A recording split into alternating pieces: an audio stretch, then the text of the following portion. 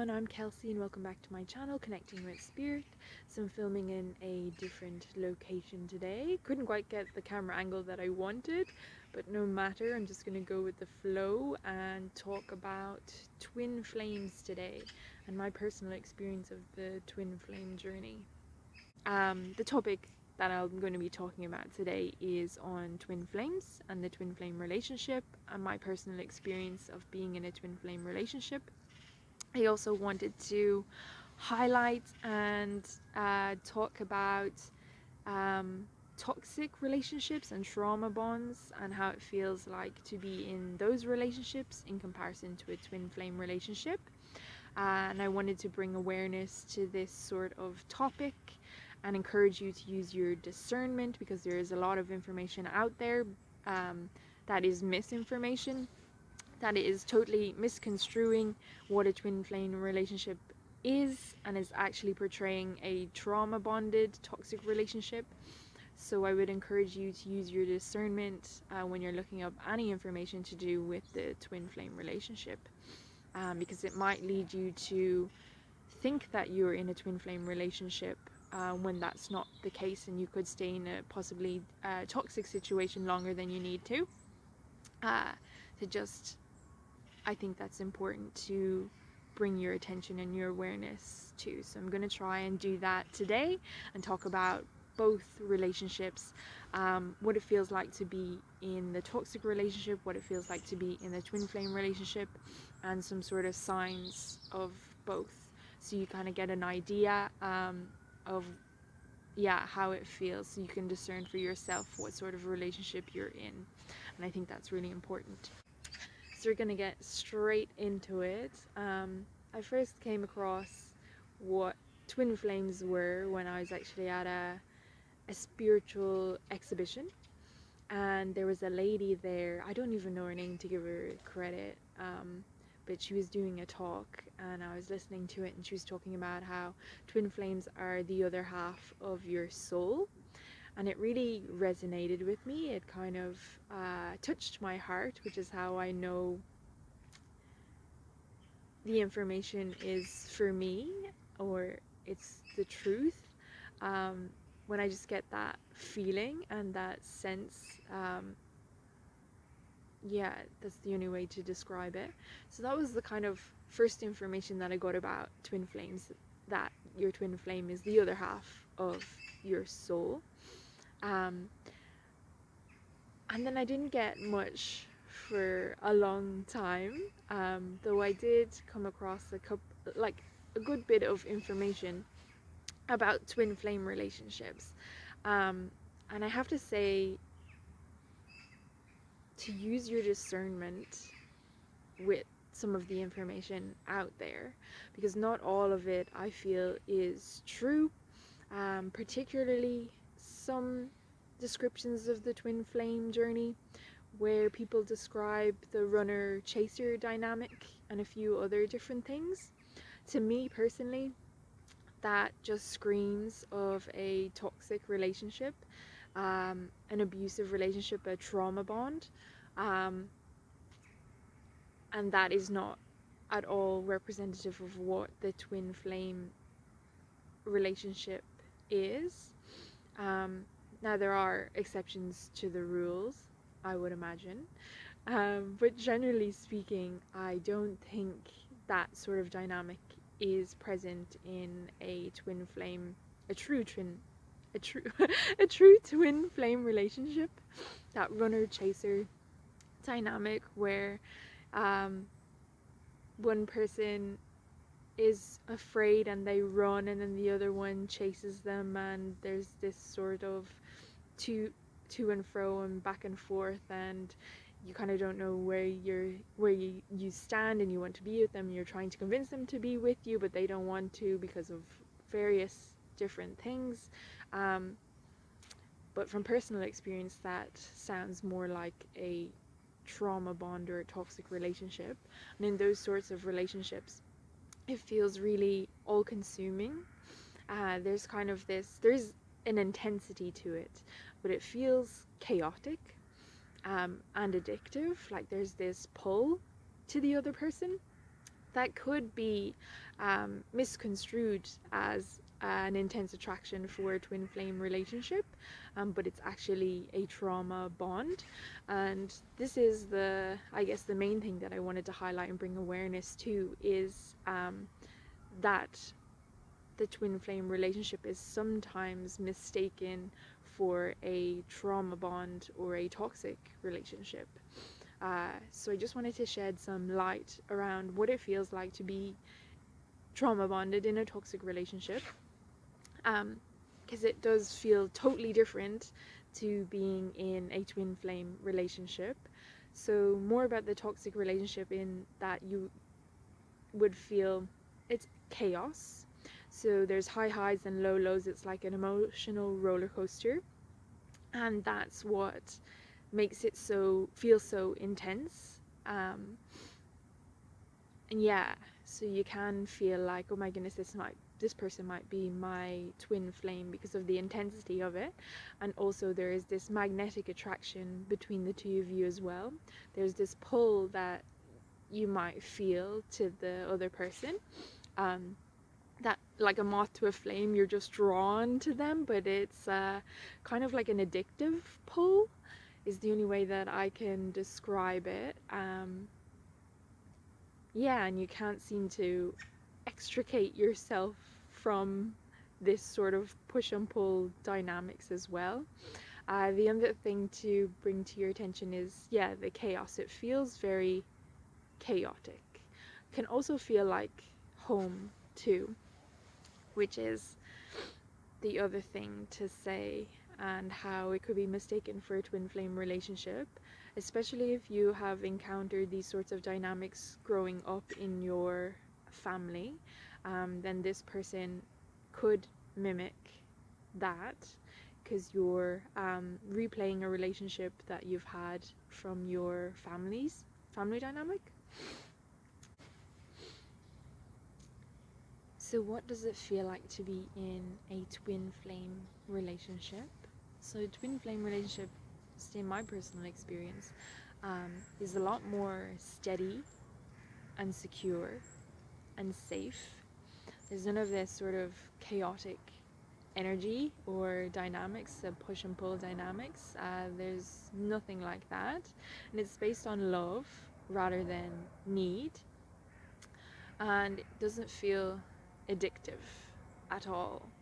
In fact, to compare them, it almost seems boring, but also not, if that makes sense. But if you come out of a toxic relationship and go into a twin flame relationship and you're trying to compare the two, the twin flame relationship will seem far more steady, and you might even begin to question yourself and think, is this even love? Like, is this the twin flame relationship? Because it's not as intense and chaotic as the trauma bond, the toxic relationship. So you might begin to even doubt yourself and question, what is this? What is this?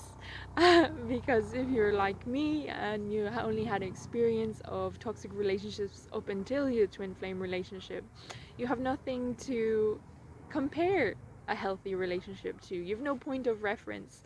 So in the back of your mind, you're comparing it to a toxic relationship, when it's completely different. So it feels very different, and it might feel uncomfortable because you're stepping outside of your comfort zone and what you've been used to previously. So it's a lot more calmer. But in saying that, the twin flame relationship, there can be a lot of obstacles for you both to overcome in order to be together. And you also might experience some challenging emotions, wounds, old things coming up to the surface to be healed, which can be very challenging. It's not re-traumatizing as it would be in the toxic relationship, where this other person generally pushes your buttons, and makes you aware of the patterns and everything else that you need to heal. Whereas the twin flame relationship, your twin flame will also do that, but it's not re-traumatizing. It feels more healing. And they will generally support you and help you to heal whatever comes up for you within the relationship dynamic. So some of the signs that might come into effect in a twin flame relationship are, or would be, you might experience prophetic dreams or meetings in the astral realm years, maybe months before meeting your twin flame in person. There's also usually a lot of synchronicities around your first initial meeting, or when you start talking to them, you might have been in the same place at the same time, maybe a couple of months or years before, but you didn't meet at that time. That can also be a common feature. And then I'm talking about synchronicities to the point where your mind is absolutely blown and you're like, oh my goodness, this is just on a whole other level. These sorts of synchronicities that the universe and spirit are trying to say to you, yeah, this is your path for now. This is your path, and giving you all these signs to reassure you that yes, this is legitimate is the only way to put it.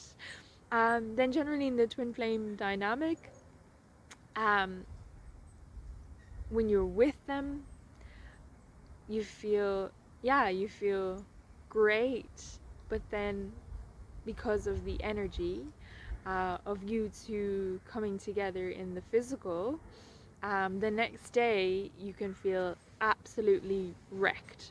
I'm talking about you just feel so tired, and that's usually because when you're together, your energy is so high, and there's a lot of energy or light coming into both of you that your physical body needs time to integrate all of that light. So the next day or a couple of days, you could just be feeling totally wiped out while that process happens. That's what I have experienced anyway. At any time that I met my twin flame, I would be totally wrecked. The next day I just would have to chill, because of the intensity of the light that's coming in to heal, to bring stuff up on your journey. Yeah, so that's another thing to look out for. The other thing then as well is you might just have this draw to their eyes, and like they say, the eyes are the windows to the soul, and this is so unbelievably true. That there's this energy that comes from their eyes in particular that you're just really drawn to, that it feels really powerful, it's really intimate, and you might find yourself staring at them, just eye gazing. And to other people it might seem really weird because you're not saying anything, you're just literally looking at them in their eyes, but it feels really comfortable. You don't want to look away. It's not, you don't feel self-conscious. It just feels like the most natural thing to do, to just stare into this person's eyes for like hours, which sounds really weird, but yeah, it's true, and it's certainly what I have found anyway, that there's just this soul connection through the eyes that's really strong. Then the other thing to say is that twin flames are other halves of the soul, so there is a lot of mirroring going on, and that you could experience different things where your energy changes. So for example, I had been working on balancing my divine feminine, divine masculine energies, but I was very much in my divine masculine energy, and I would always feel really cold, like cold hands, cold feet, warm heart, but the extremities would be really cold. And then I was doing this healing thing, a light language thing, and I got an activation, and my Shakti energy, which is the Kundalini energy, it had already been activated, but it was another deep activation, and it rose up really quickly, and I turned into like a roasting furnace because of this hot Shakti energy. And prior to that, my twin flame had been the hot furnace, let's say. But at the same time that I went through this activation, my energy changed to the hot furnace, and he changed to being the one with the cold hands and the cold feet, the extremities. So it was really interesting dynamic between us, and how our energies changed and how it was so physical as well, to the point where we would notice it. So that's another thing to mention, as well as the telepathy between twin flames is on a whole other level. Especially if you are sitting down just meditating or being quiet and you're really in tune and aware of what's going on in your body, you can pick up a lot of things from your twin flame, especially if they're thinking about you or if they're trying to send you messages. I've tried this with my partner as well, and it's unreal. I literally just have to think something at him and he can pick it up straight away. So yeah, that is another thing to look out for in the twin flame relationship. I've also noticed a dynamic, or a pattern, let's say, a pattern that of healing in the twin flame journey. So the twin flame journey is one of the paths to ascension. It's not the only path. And the pattern that I've noticed is that generally if you're on this path, you might experience a toxic relationship, a trauma bond first, then there is unrequited love, and then after that is the twin flame relationship. It's just the pattern that I've noticed. That's come up for me and for other people as well that I've observed. I've also noticed that generally after the toxic relationship, you take time out for yourself and you start your healing journey. You start really healing intensely, and you might spend a lot of time by yourself, tuning in to yourself, healing, and also getting to know yourself more. So there might be some time while you're doing that and the unrequited love in between before you meet your twin flame. Excuse me. Because the universe needs to know that you're serious about your healing, and the best way to start your healing, and the only way to know yourself truly, is to spend time with yourself. Because if you're with everybody else, you're in their energy all the time, and then you're mirroring, you're picking up different things from them. So it's hard to know what's you and what's them. So the best way to do it, to be sure, is to spend a lot of time by yourself and tune into you and your energy and really get to know yourself. And return to love, really. Because once you start returning to yourself and being the true version of you, that's when I feel like you begin to start to attract your twin flame. Once you start loving yourself and embodying that love for yourself, that's when you become magnetic to your twin flame, I feel. So, is there anything else that I need to say about this? No, I think that's it. That's pretty much everything that I wanted to cover today in this video. I'd really love to hear from all of you about your experiences if you're on the twin flame journey, and what your signs of the twin flame, a twin flame relationship is. I'd love to know, so let me know in the comments below. And yeah, that's about it. I have a few other videos coming up in the meantime, to do with connecting with spirit, using tarot, animal signs and omens, so stay tuned for that if that's of interest. And thank you so much for being here, for watching, for tuning in, and until next time, take care. Bye bye.